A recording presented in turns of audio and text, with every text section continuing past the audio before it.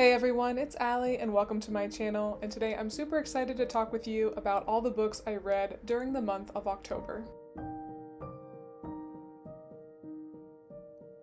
Alright, so yes, let's chat about October reads. I think I set aside like 10 books to read during the month, and I unfortunately did not get to them all. There was one book that took me nearly 2 weeks to read, so that did kind of mess up my reading plans. So the main books that I wasn't able to get to were the One of Us is Lying trilogy. I wasn't sure if I was going to get to all three of them anyway, and I probably could have shoved the first one in this month, but I decided to just put them off for another month until I could read all three of them in a row, because I feel like that is just such a fun reading experience where you can read a duology or a trilogy back to back to back. I also did slide in a very Halloween-y, a very October read, which I just didn't want to wait until next month to read. But without further ado, let's go ahead and get into it. The first book that I did read was Robert Galbraith, aka J.K. Rowling's fifth book in the Cormoran Strike series, and that is called Troubled Blood. This book is really thick, and it is the one that took me nearly 2 weeks to read because it is 1,000 pages. And I do find that these books read pretty quickly,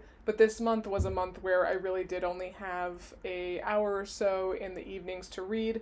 Other months that I don't have as much going on, I might have one day a week where I read like 5 to 8 hours. A lot of you guys ask me how I am able to read so much, and maybe I'll do a whole weekly reading vlog where I really break it down. But basically I just don't really watch TV, especially on the weeknights. I definitely will watch at least 1 or 2 YouTube videos a day, but that's really only like half an hour total, and I'll usually do that over lunch. But I do spend most of my evenings reading for a couple hours, and then usually like on Sundays I'll read for quite a bit of time. But anyway, yeah, I didn't have as much time this month, so I was spending a couple weeks with this one. And I will say, I think that this is my favorite book so far in the series, which is great because I feel like in larger series like this, where there's currently 7 books out and I know there's at least one more coming, I feel like a lot of times some of these books in the middle can just kind of turn into filler books and they're not that great. But I thought that this one was the best so far, and if you don't know, this does follow a detective, Cormoran Strike, who is in his upper 30s, and also his assistant. So the whole series follows their relationship as they grow closer and closer, and each book does follow a different crime. So I like that these books are really thick. It feels much more like real life, how a case would go, that it might take like a year plus to solve. And J.K. Rowling, I feel like, is such a patient author, and as someone who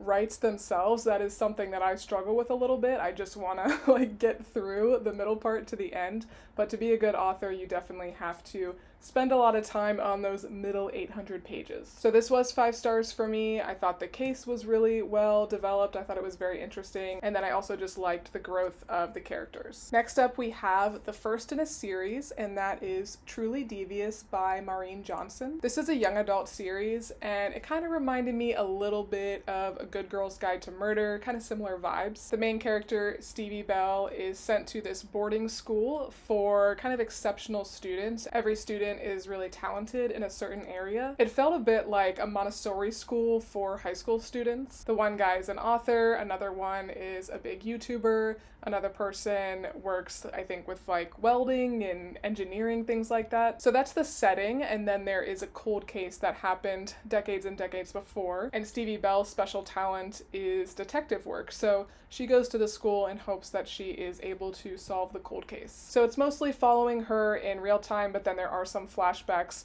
to when the case occurred. And honestly, I would have preferred a little bit more flashbacks to that time. I got a little bit bored with Stevie Bell and her current situation. There was a little bit too much like boarding school drama and not quite enough emphasis on the case in some ways, I thought. But overall, I still did really enjoy the book. I thought it was pretty well written, and I definitely will continue the series. There are 3 books in the original Truly Devious series, and then there are two more that I think take place a little bit later, I think when the main character is in college. So overall, I did give this 4 stars. I did like it. As I said, I'm going to continue this series, but I did not personally love it as much as A Good Girl's Guide to Murder. Then I had to go ahead and read a super Halloween-y book, and that is Rachel Harrison's Cackle. This is the one that I was talking about that was not originally on my TBR, but after getting it in my big birthday book haul, I just could not wait until next year. Definitely one of my favorite covers of all time. I think this would be really fun to actually display during Halloween next year. This one I will say I liked, but it was not what I expected, and hopefully I can be helpful to you guys in this review so you know whether or not you do want to pick this one up. So this is described, when you Google it and you look up the genre, it's described as a horror, and I would not call this a horror, maybe cozy horror, but even that feels like a bit of a stretch. The root of this book is a woman who just got out of a 10-year-long relationship. The story is following her kind of working through that and her finding herself again and having some personal growth, growing in confidence throughout the book. So those are not really my favorite types of stories. It was kind of written like a rom-com, like that kind of language, that kind of flow, but romance is not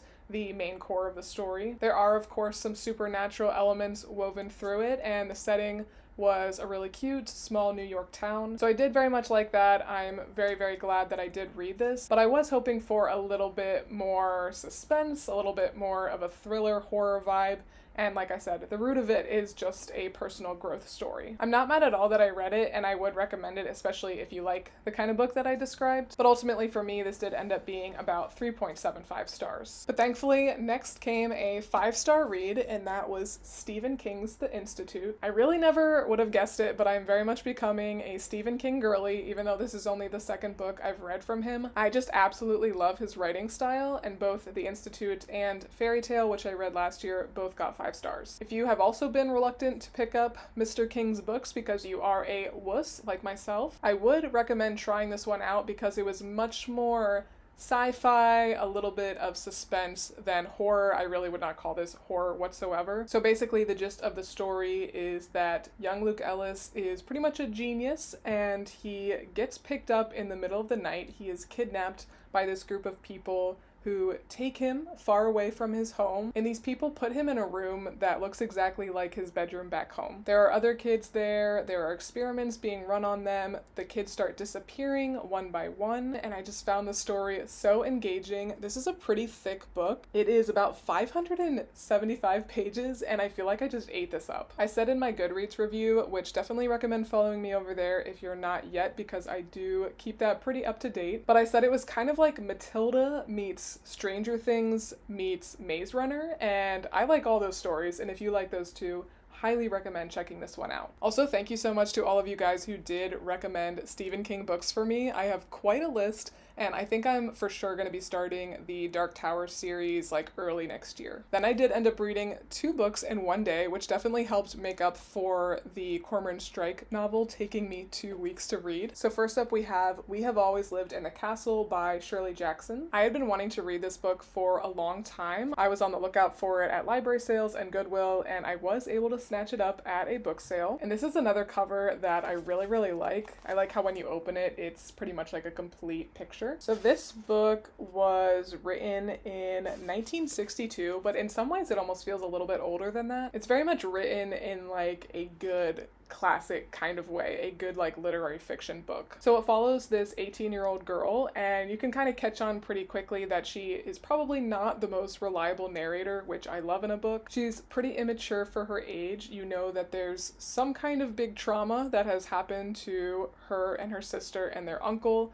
All of the rest of their family is dead, and you can kind of guess pretty quickly, I'm not going to say it here, but you can guess pretty quickly what happened to them. But as you're reading through the book, you find out more and more about the family, and I just really liked following the main character, the 18-year-old's line of thinking. It's definitely a weird book that I don't think is for everyone, but I really, really liked it, and I did give it 5 stars. And yeah, it's only about 145 pages, so you can for sure just sit down in one sitting and read this. If you have like an evening, you've got a couple hours free, you can crank this one out, and I think it is really good for October, as well as Dark Academia November. And then in a completely different vein, I read my first graphic novel, and that is Garlic and the Witch. So this is geared for people ages 8 to 12, but if you like graphic novels, if you like cute, cozy stories, then this is a book that you probably would like. It was definitely cute, I really did like the graphics. I'm not sure graphic novels really are for me, not that I'll never read one again,